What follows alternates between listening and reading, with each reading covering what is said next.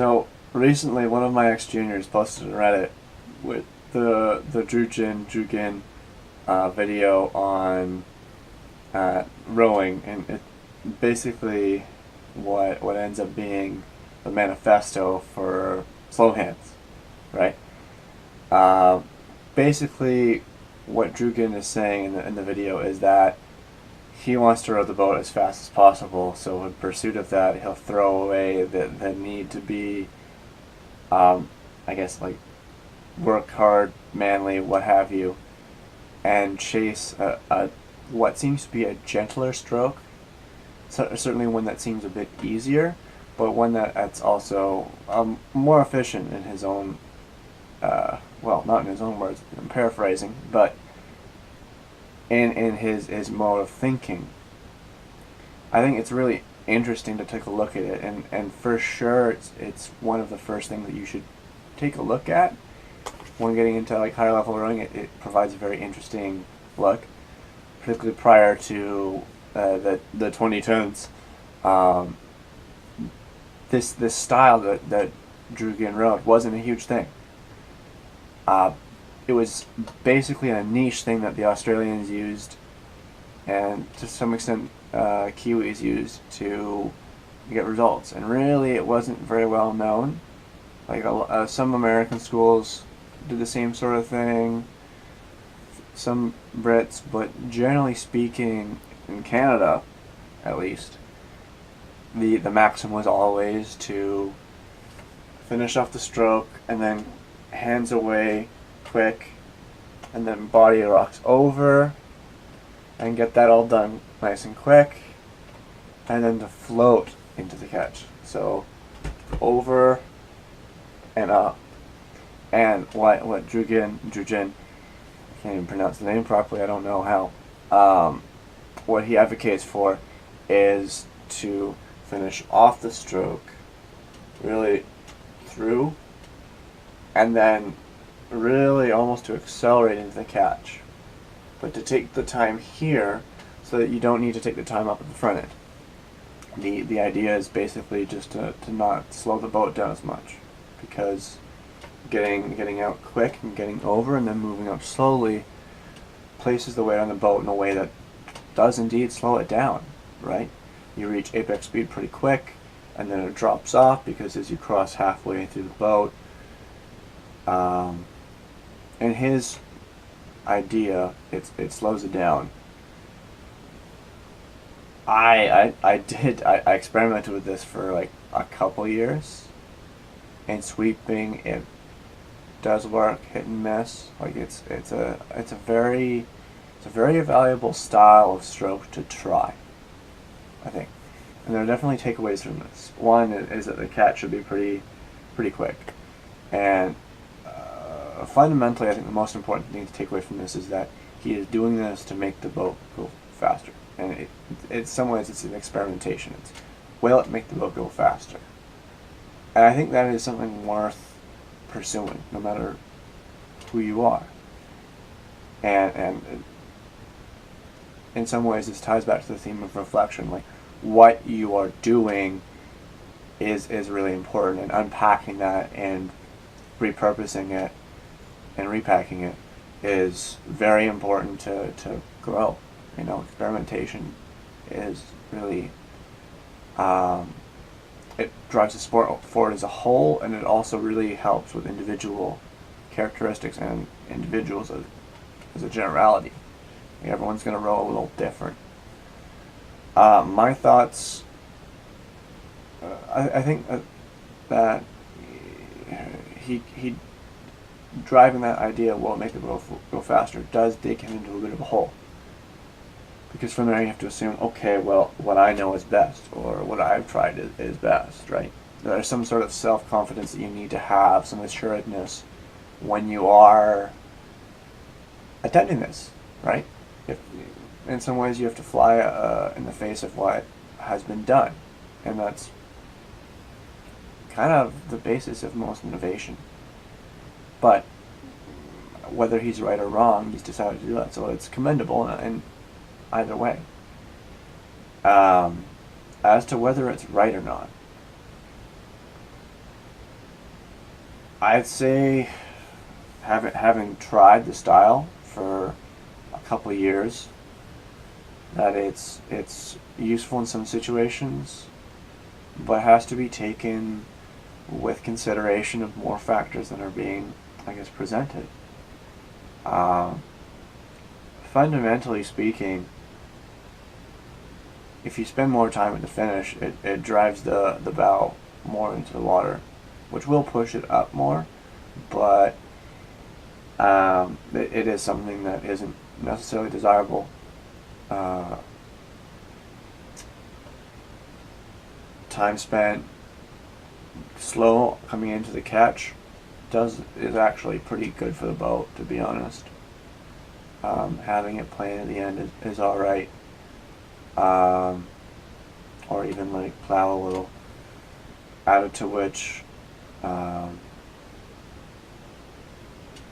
placement of the blade really is dependent on kind of how much load you want rather than anything else. Functionally in sweeping it works really well because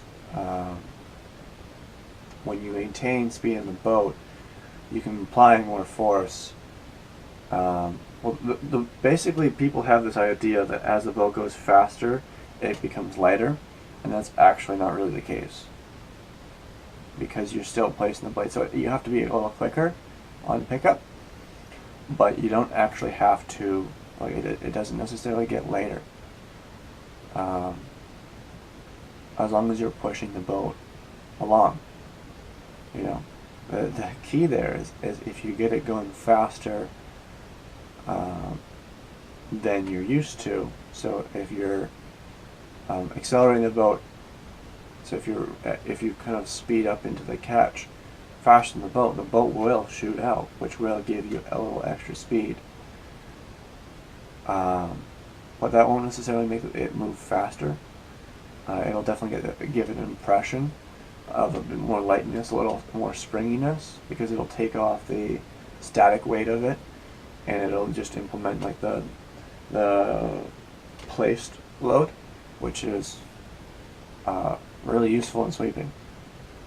In sculling, that doesn't necessarily work so well. I did the whole sculling thing. In sculling, you need to load up the blades earlier and later at the same time. What you want in sculling is a drive time that's actually almost half a second slower than a sweep drive time. In sweeping, you basically place the blade, you flex the blade, you carry yourself, you like flick yourself past. That's a good sweep stroke. In almost any boat, right? You just load, flex, flick, and the flick will carry you through. Sweeping, that really doesn't work, because as the hands cross over, they prevent you from snapping through in the same way that sweeping does, right? You can't flick that through because this prevents it. And if you reduce the inboard to a short enough one where the arms can pull straight, you'll do what I did and break ribs. Not necessarily, but it's also you cannot carry the same amount of force at that point in time in stroke with the arms, with each arm pulling through. Like the net force just isn't as high, right? So that means you have to load the blade either later by like drawing off here, but that doesn't work, or drawing the force down, which doesn't really work in the same way either, or loading it up heavier. It's kind of a concept I've struggled with, in that I thought that angle would be the way to achieve that, like having more aggressive catch angles. But that's not actually what you want to do, at least right now. I could totally be wrong. But what you want to do right now is place the blade, row it deep so that your hands are, I don't know, shoulder, maybe just a touch over shoulder height, hang, and then as it crosses over, you, like through the crossover, you start to draw the body down, and doing that basically overloads the blades here and then drops it down there, so you can create an artificial sense of flex. But that's my version right now of how that is. But related to will it make the boat go faster? Moving up the catch. You want your catches to not be stuck when you come into full compression. As you reach full compression, you should be doing something. What that is can depend. In sculling, you're going to want to load it up and then start not necessarily moving, but starting to load pressure, which will mean loading the blades up. And you don't want to release it then, because it's not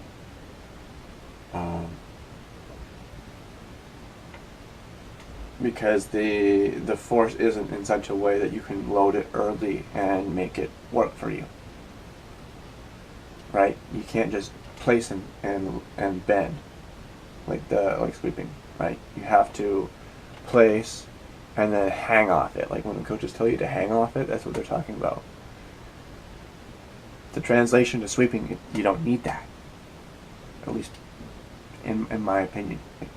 Because you're, instead of the suspension of force being the human body, it's being the blade itself. Because the blade on the sweeping boat is like a third bigger, longer, so it can contain more flex. And because your torso is rotating, you can load up the torso rather than loading up basically the back, but loading up the spine. The last part of this, which I'll leave off on, I suppose, is recovery timing, because that's the kind of the key, the crux of the will it make the boat go faster statement, right? It's basically he wants you to go slower on the back end, not care, and then basically as the blade moves away to move up to catch in place. In sweeping, like I'm okay with that. What like my premise was back in 2014 when I still did a lot of sweeping was basically to let the blade step and move with the speed of the boat. Like you'll be able to feel the timing that you need. Like it's something that you kind of need to get ingrained. But once you get ingrained, it's really simple, straightforward. Basically, just like letting that, like you need to finish the stroke. But then afterwards, basically letting it carry continuously, right? So if you get away real quick, and then you stop here, stopping, the ceasing of movement in a rowing stroke never is good. Never. Like getting arms away, rocking over, and then stopping. Bad. Moving the arms from there, also not great.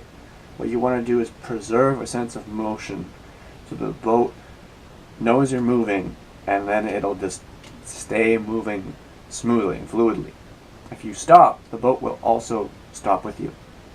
Like it will resist the change in momentum, and you'll get a lot of weird stuff, a lot of flex. So my idea for this is basically just to keep moving along with the boat. With sweeping, moving slow hands, and then I'm moving, I guess, aggressively in some ways into the catch is good. It's very good as a drill for people who suck at catch placement. It kind of forces you to just be on the point and place pretty quick. But progressively, you'd want to move towards something that's kind of in between, I think. You don't see any international crews these days who are good for sweeping crews that race into the catch and then miss the catch. Right? No one races into it and then misses full compression. So the caveat that is, if you want to try that, for sure, but the key timing off that isn't the speed. It's preserving motion in and through the catch, so that, especially in sweeping, the first motion in is the first motion out. It's just preserving cyclical qualities.